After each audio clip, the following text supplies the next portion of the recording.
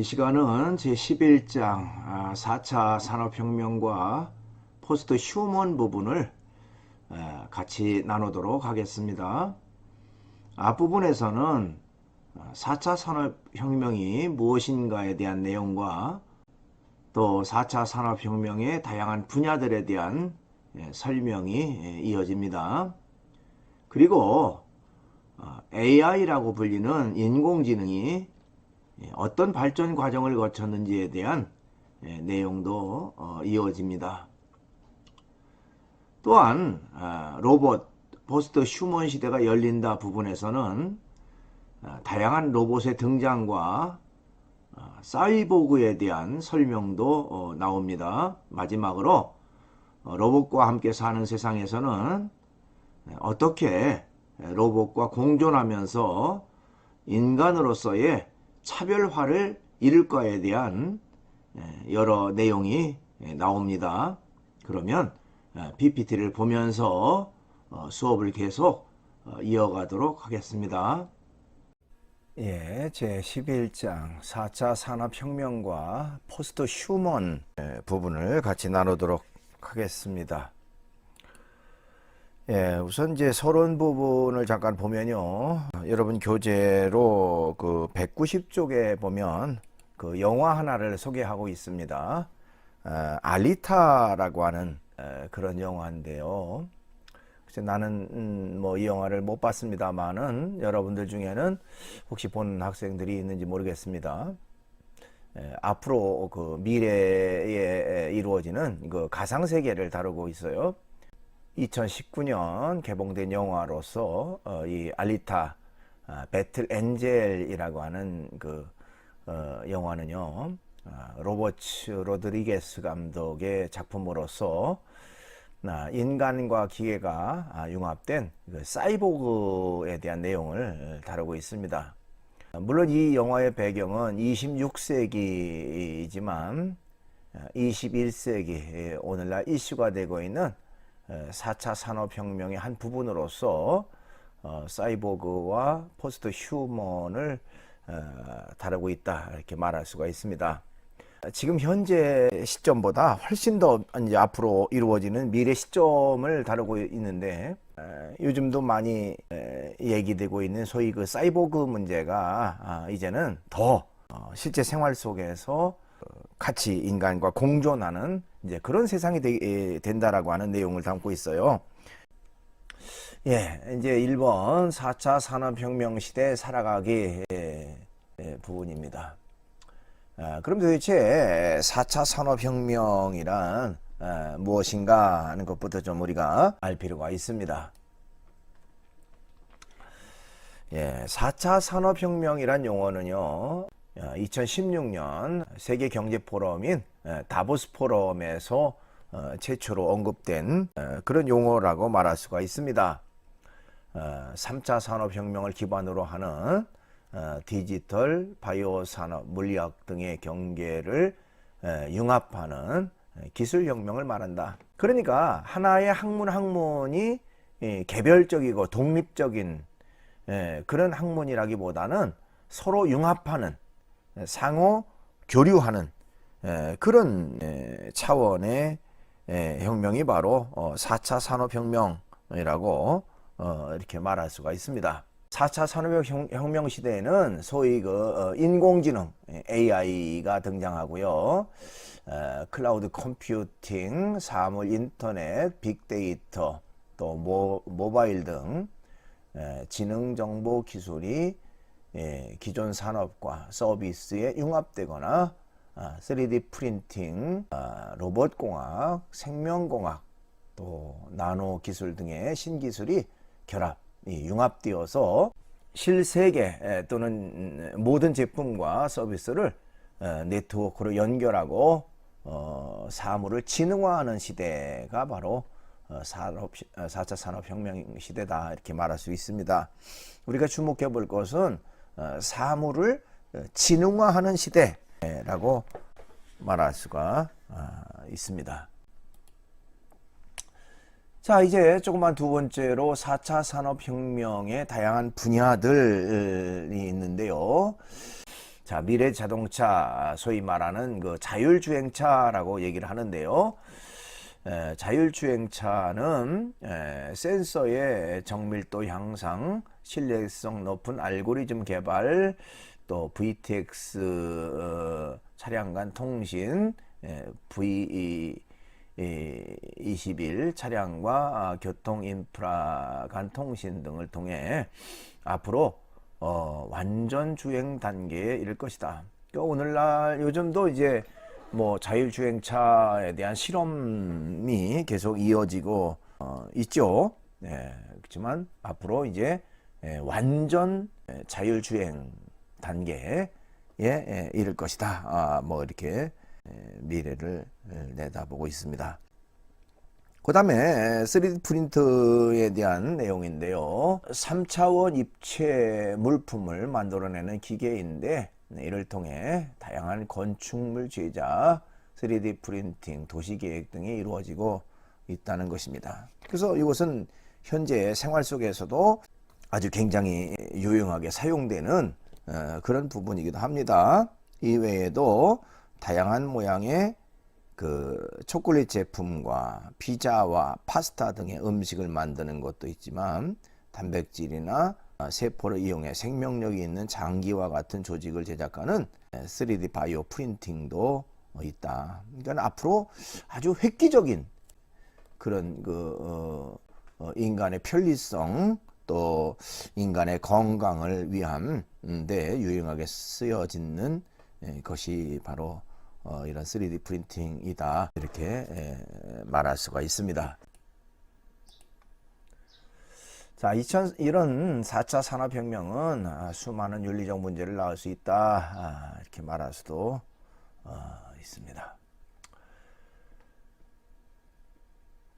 큰 두 번째로 인공지능이 앞으로 대세다라는 내용인데요. 조그만 일본에 보면 인공지능의 발전 과정과 종류에 대한 내용이 나옵니다. 자, 소위 그 AI라고 말하는 인공지능은 지능을 가진 기계 혹은 컴퓨터를 의미합니다. 이런 인공지능은 세 차례의 과정을 거쳐서 현재의 형태를 지니게 됐다. 이렇게 말할 수가 있어요. 우선은 이제 1차 인공지능의 지능 열풍 부분입니다. 1950년에서 1960년대까지를 말하는데요. 논리 이론과 즉 수학의 정리를 자동으로 증명해주는 프로그램 또 플래닝, 미로나 퍼즐을 푸는 프로그램 등이 거기에 해당된다 이렇게 말할 수도 있어요. 그 다음에 두 번째로 이제 2차 인공지능 열풍인데요. 1980년대 이후를 말합니다. 전문가 시스템, 법률이나 의료 등의 전문 지식을 학습시켜서 문제를 해결하는 방법을 말합니다. 그 다음에 제3차 인공지능 열풍 부분인데요. 2010년대 중반 이후 딥러닝이죠. 딥러닝이라고 하는 기계학습의 통계 방법론을 이용한 것이다. 주어진 데이터를 반복 학습함으로써 데이터 안에 있는 패턴이나 경험의 규칙, 중요도 등을 자율적으로 인식하는 것을 말합니다. 자, 이런 세 차례의 발전을 거친 인공지능에는 오늘날 구글의 알파고, 또 IBM의 왓슨, 애플의 시리, MS의 코타나, 삼성의 빅스비, 네이버의 클로바 등이 있다. 이렇게 말할 수가 있습니다. 자, 미래는 이렇게 변한다 하는 내용인데요. 자, 인공지능의 도입은 직업과 일자리에 큰 변화를 만들 것이다.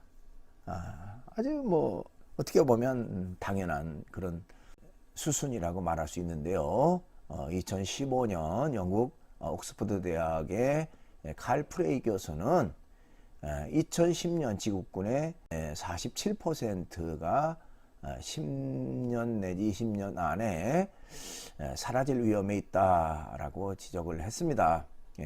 다빈치 연구소의 소장 토마스 프레이도 2030년까지 20억 개의 일자리가 사라질 것이다.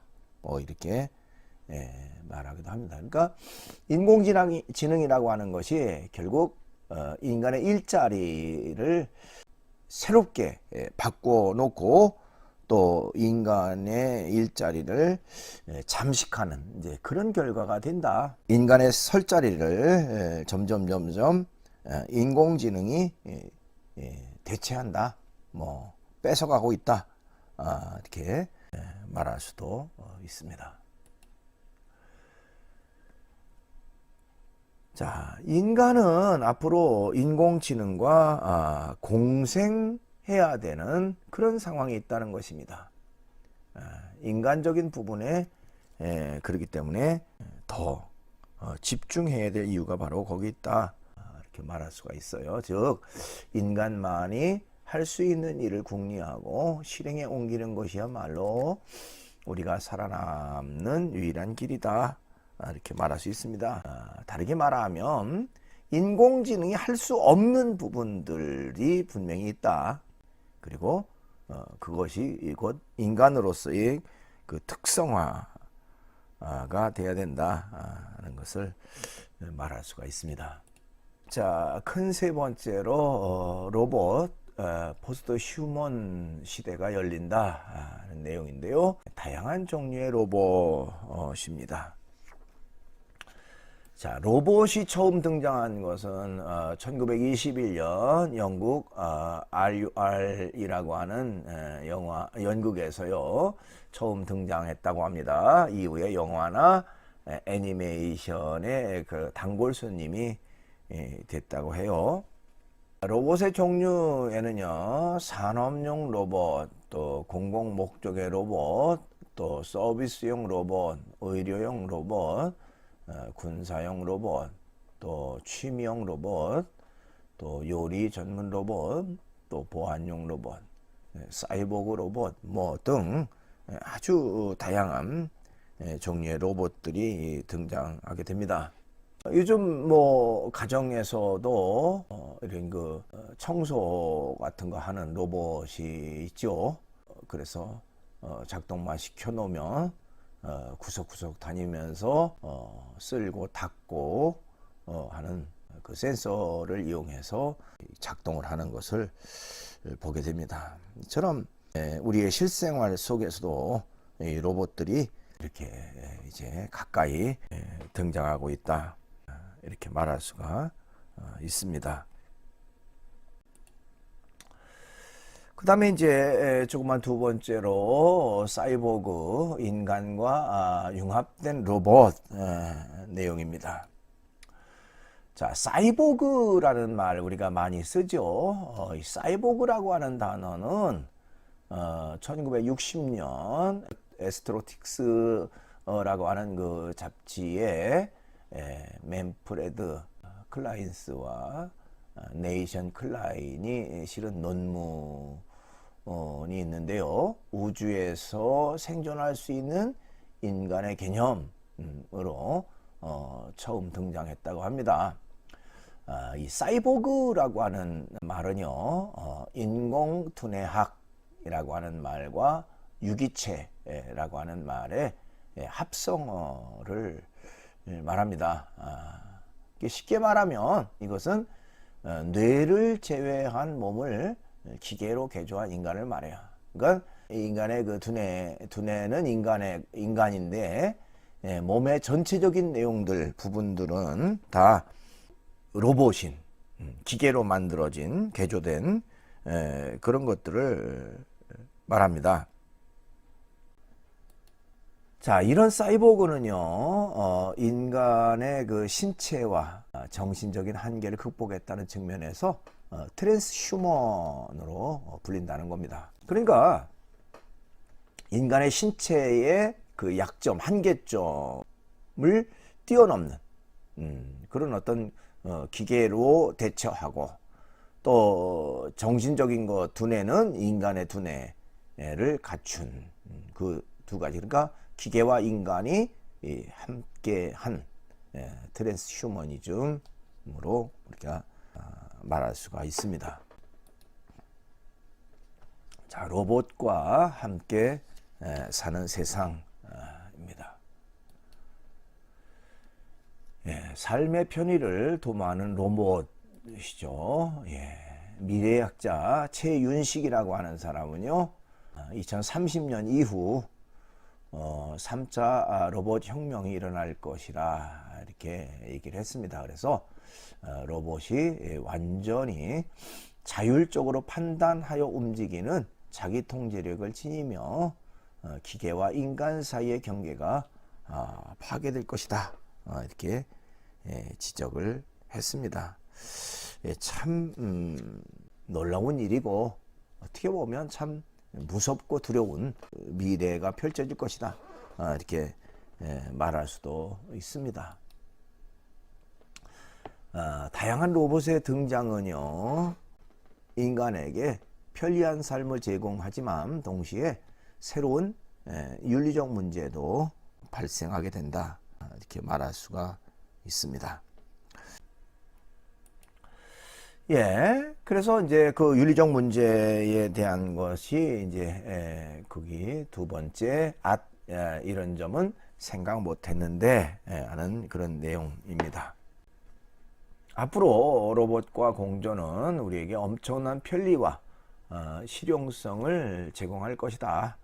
하지만 다른 한편으로 이런 공존은 인간에게 윤리적, 법적 책임의 문제도 제공할 것이다. 이렇게 말할 수가 있어요. 그래서 예를 들면 로봇이 야기한 손해는 누가 책임질 것인가? 또 팀에서 로봇의 위계 질서는 어떻게 되는가?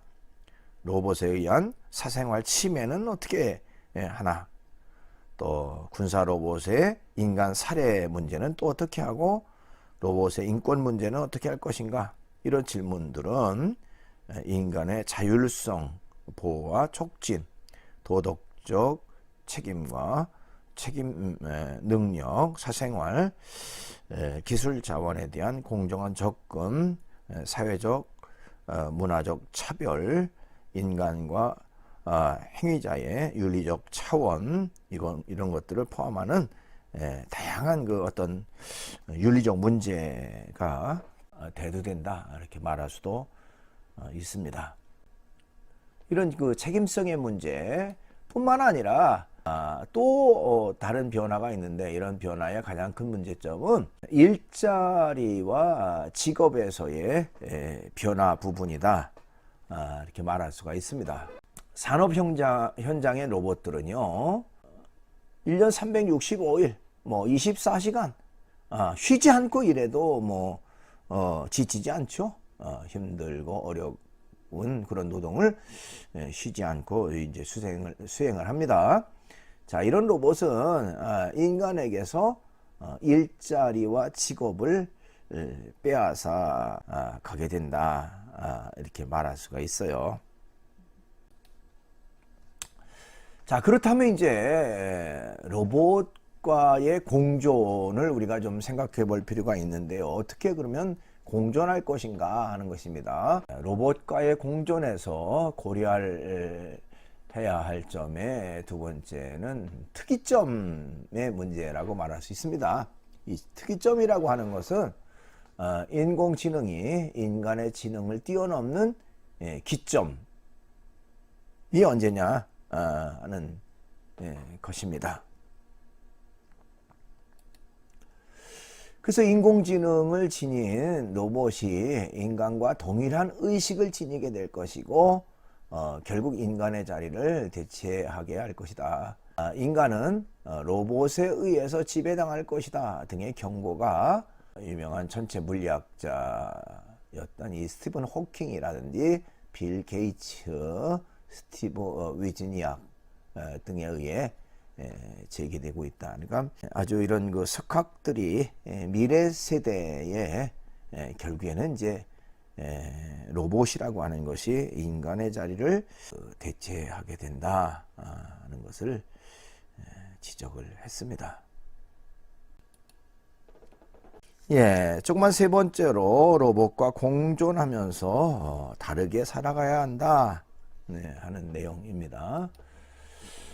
자, 우리는 인간 욕구에 가하면 인간 꿈의 산물, 감춰진 인간 욕구의 대상으로 여겨지는 로봇과 함께 살아가야 합니다. 그렇죠. 앞으로 세대는 이제 그것은 뭐 어떻게 보면 불가분의 관계라고 말할 수가 있습니다. 그럼에도 불구하고 로봇은 로봇이고 인간은 인간이다. 그렇죠. 당연한 것이죠. 로봇이 인간의 영역을 차지해서 로봇에 의해 지배를 받는다. 이거는 상상할 수 없는 그런 일이 되어집니다. 로봇과 공존하면서 우리는 인간으로서 다르게 살아가는 그런 삶의 자세가 있어야 된다라고 하는 것을 말할 수가 있습니다. 자, 인간 지능을 지닌 로봇과 공존해야 되는 시대적 상황 속에서 우리는 내가 누구인지라고 하는 인간 의 어떤 그 정체성 문제가 대두되게 된다라고 말할 수가 있습니다. 도대체 인간은 무엇이고 어디서 왔는가? 인간다운 것이라고 말할 수 있는 기준은 도대체 무엇인가 하는 것입니다. 이런 질문과 관련해서 휴머니즘에 대한 깊은 논의가 필요하다 이렇게 말할 수가 있습니다. 자, 인간은요 가능성과 불완전성을 동시에 지닌 존재이죠. 그래서 인간에게 어떻게 보면 불완전성 역시 인간의 모습이다. 소중한 인간의 모습이다 하는 것을 우리가 생각할 필요가 있습니다. 기독교에서는요 가장 중요하게 말하는 것이 인간의 정체성은 절대자, 창조자 하나님의 형상대로 지음받은 존재다 이렇게 얘기를 합니다. 하나님의 형상은 인간이 절대자 하나님에게 의존적 존재라고 하는 것을 말하기도 해요. 그래서 인간은 육체적으로, 정신적으로, 관계적으로, 영적 측면에서 절대자, 창조자 하나님과 연결되어야만 하는 존재 이렇게 말할 수가 있습니다. 그런 측면에서 포스트 휴먼에 대한 중요한 기준이 제기될 수 있다 이렇게 말할 수가 있습니다. 자, 인간에게는요 로봇과 분명히 다른 창조자, 구원자 하나님으로부터 부여받은 본질이 있습니다. 그렇죠? 가장 소중한 존재로서의 인간이죠. 그렇기 때문에 로봇과 공존하되 차별화된 그런 삶을 살아가야 된다라고 말할 수가 있습니다. 동영상을 하나 보도록 하겠습니다. 4차 산업혁명이란 이런 제목의 영상인데요. 카이스트 정재승 교수님의 강의 내용입니다. 같이 보시죠.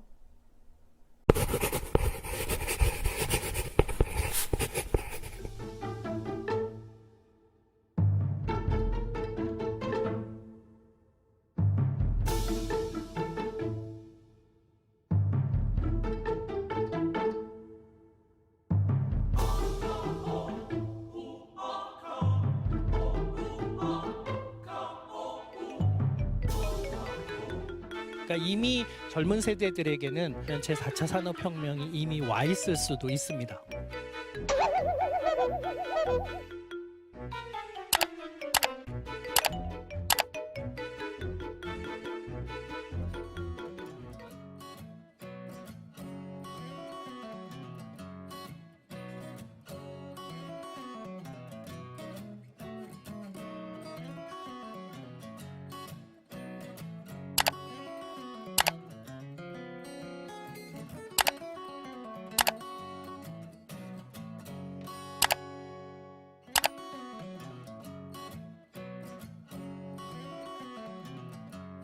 이 아랫단에 보이는 이 세계가 우리를 둘러싼 이 현실 세계입니다. 뭐 오프라인의 세계라고 부를 수도 있을 거고요.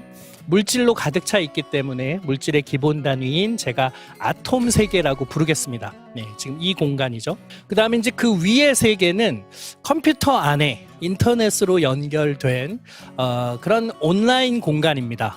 그 정보의 기본 단위인 비트의 세계라고 제가 한번 불러보겠습니다. 제4차 산업혁명의 정의는 우리를 둘러싼 이 아톰 세계에서 벌어지는 모든 현상들을 고스란히 사물 인터넷 같은 방식을 통해서 데이터화해서요, 온라인상에 디지털 트윈이라고 부를 만큼 가상의 세계를 이 아톰의 세계와 똑같이 만들어 놓아서 비트의 세계와 아톰의 세계가 일치하는 세상을 제4차 산업혁명이라고 부릅니다.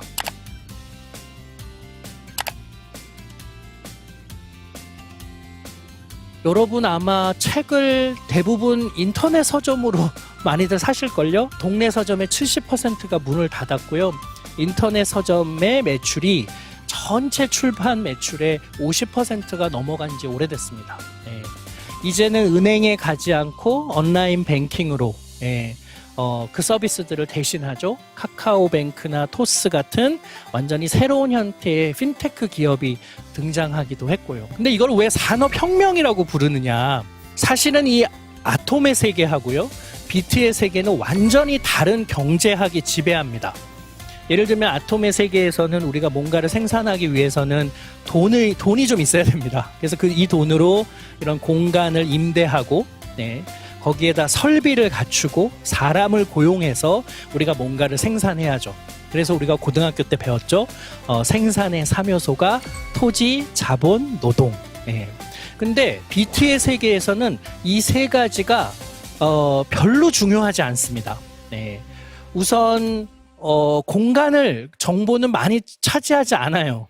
그러니까 매장을 임대해서 인테리어를 갖추고 제품을 갖다 놓고 물건을 파는 것보다 그냥 온라인 쇼핑몰 웹사이트 하나 올려놓고 거기서 물건을 팔고 옷들은 창고에 쌓아두는 형태가 훨씬 더 효율적이고 저비용일 겁니다.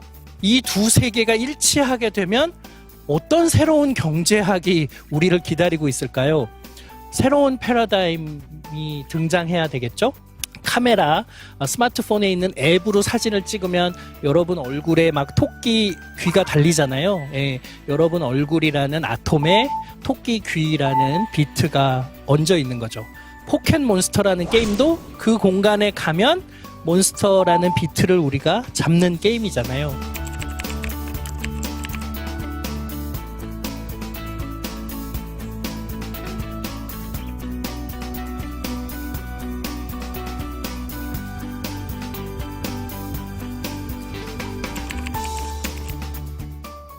제가 이거의 뇌공학 버전에 한번 예를 들어볼까요? 최근에 테슬라를 만든 일론 머스크가 뉴럴링크라는 회사를 차렸습니다.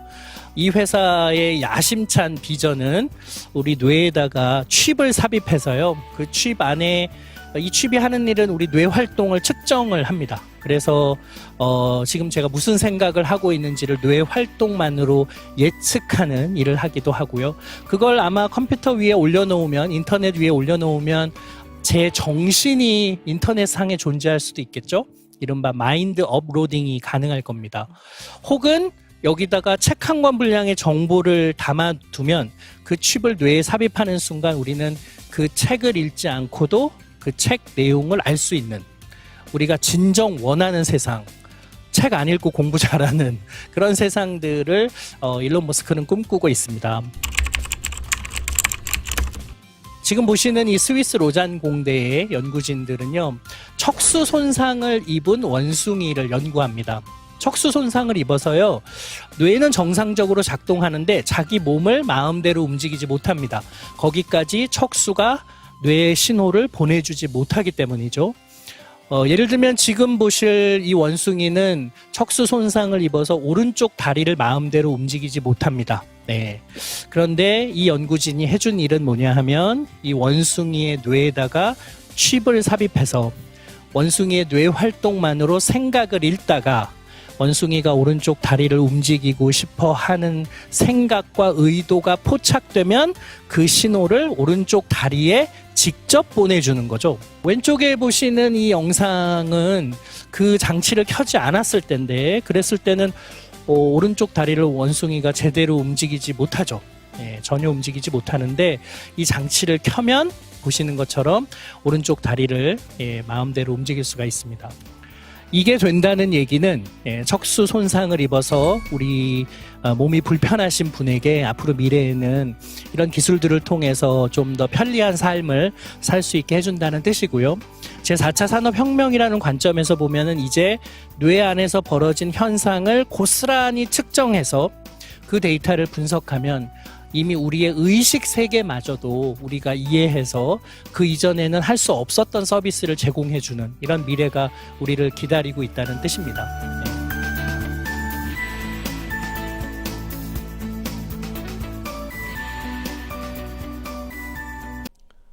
시험에 대한 광고를 하겠습니다. 다음 주가 15주차로 기말고사를 보게 됩니다.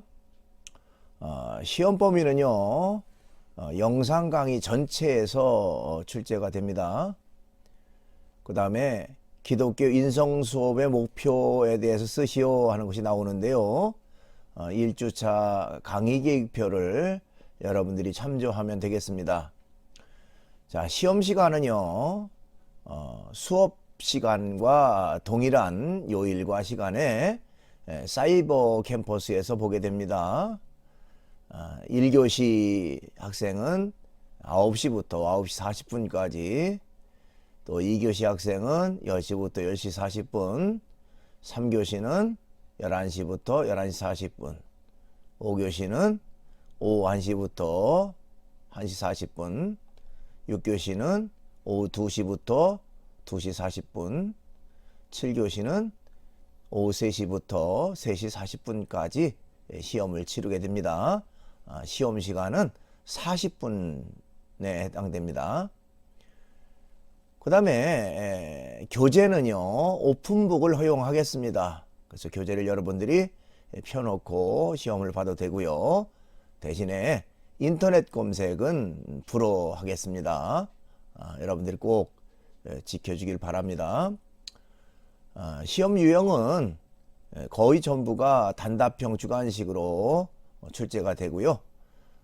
서술형 주관식으로 한두 문제 정도 출제할 예정입니다. 시험 10분 전까지요, 구글 클래스룸으로 입장을 해야 됩니다. 그래서 그 캠을 켜놓고요, 자신의 옆모습과 모니터가 보이도록 그렇게 조정해 주시기 바랍니다. 구글 클래스룸 입장 링크는 여러분들에게 미리 공지를 하도록 하겠습니다. 이렇게 해서 이제 14주차 강의를 마치고요. 또 이번 학기 전체적인 수업을 마치도록 하겠습니다. 이번 주 제 14주차 퀴즈는요, 특이점이란 무엇인가요? 하는 것입니다. 여러분들이 정답을 사이버 캠퍼스 질의응답란에 올리면 되겠습니다. 이번 학기 강의 듣느라고 대단히 수고 많았습니다.